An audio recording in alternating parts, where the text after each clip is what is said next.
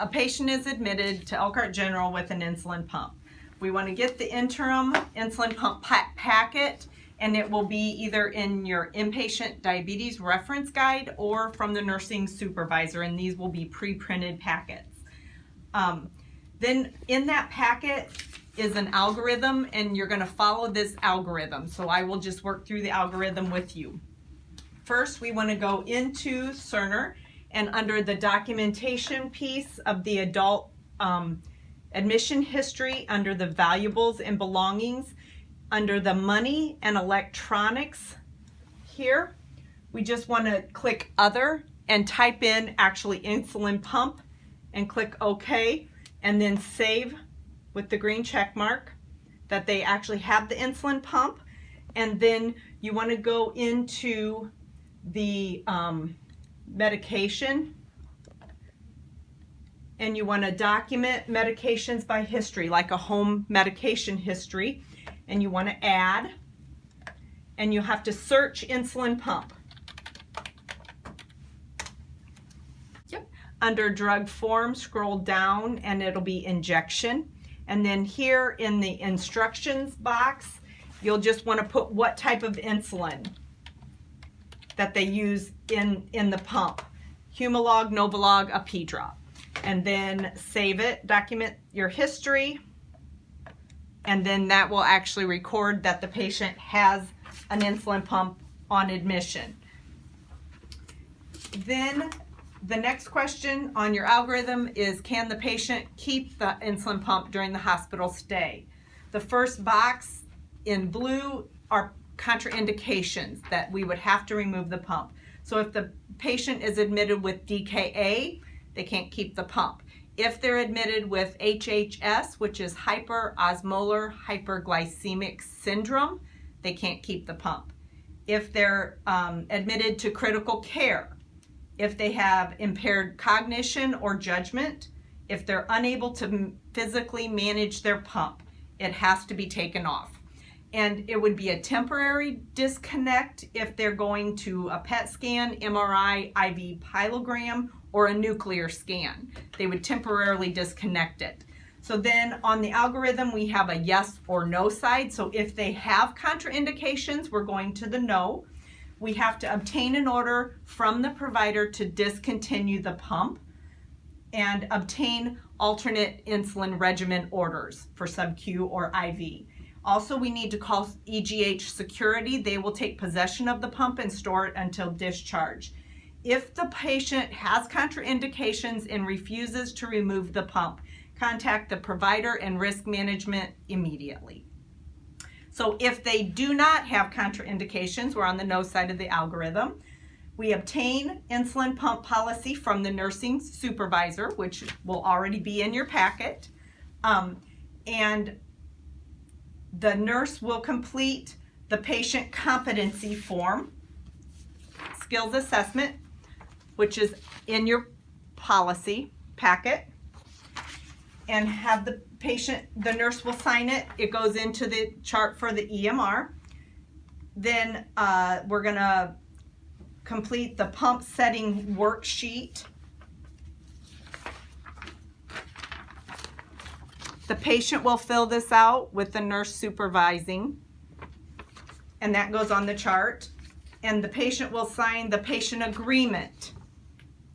And you need to read to the patient out loud all of this whole form so that they understand exactly what they're signing. Don't just hand it to them and let them sign it. We need to verbally affirm that they understand their responsibilities.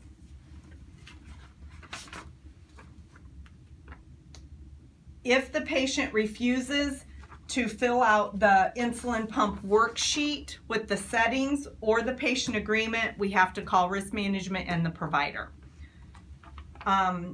After all these forms are signed, we call the provider and get an order to maintain the pump,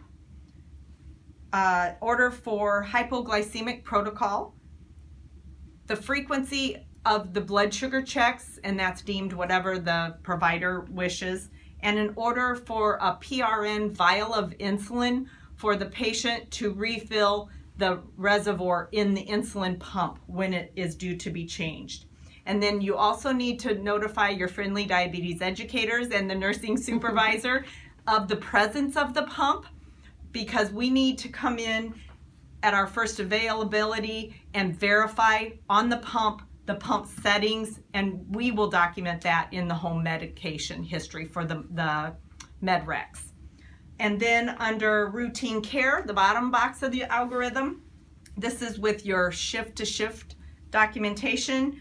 You need to go into the iView band, and under diabetes assessment, the bottom white tab is the insulin pump. And so every shift you should be, and every time the patient's dosing, a correction dose, a meal bolus, basal rate, the type of insulin that's in the pump, if the patient's having carbohydrate intake, how many grams, the type of insulin pump that there is. And I didn't think about this, but if you double click on each of these, each one has a drop-down box for things that you can choose. The serial pump number, which is on the back of the pump, and the pump settings are checked by either the patient, the family, the nurse, the CDE, or the physician. The site change, and this should be changed every 3 days, so whenever the patient says they last changed it, and the insertion site, status, and signs and symptoms of any inflammation, red, things like that, and that the patient has the pump supplies in the room, not available, and if they're not available, we do have to notify the physician because we can't continue to use the pump unless the patient provides the supplies. So that's with your daily shift-to-shift documentation. Number 2, you need to give the patient the insulin pump log sheet. This will be a flow sheet at the side of the bed that the patient will fill out.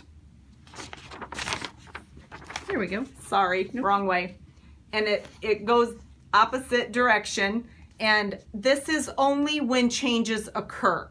The type of insulin, the date, the blood glucoses, and just a side note, this is a glucose from the hospital Accucheck Inform 2 meter when we're checking it. The carb intake, the meal boluses, the correction boluses, and the site changes and where the location of the sites are. And then there's a verification for the nurse to sign and date when you're checking at your shift-to-shift change. Okay? If the patient has 2 blood glucoses 300 or above in a row, we're going to ask the patient to administer a correction bolus via their pump and recheck the blood sugar. We will recheck the blood sugar in 2 hours. If the blood sugar remains above 300, have the patient change out the infusion site, check the tubing for kinks and things like that, and call the provider. On the side note, continuous glucose monitors or CGMs must be removed if the patient can't manage it themselves or can't give us the supplies that they need to take care of it. Also, our treatment of dosing insulin will not be based on continuous glucose monitors. It's not FDA approved, and it will not be used from any other meters, glucose meters from home. It will always be based on the hospital meter. And the continuous glucose monitor must be removed if the patient is critically ill. If you have any questions, we do have a quick reference guide picture that will be laminated and available in the packet and on your units. It just tells us the Medtronic pumps, what they look like, the Tandem pump, the Omnipod pump, and the continuous glucose monitors from Medtronic, the Dexcom, and the Freestyle Libre, what it looks like. There is something called a Vigo. It is an insulin reservoir. It holds insulin, but it is not computerized and doesn't have the safety features. It is not an insulin pump, and all Vigos must be removed on admission, and you have to get alternate insulin orders. you have any questions, please let us know.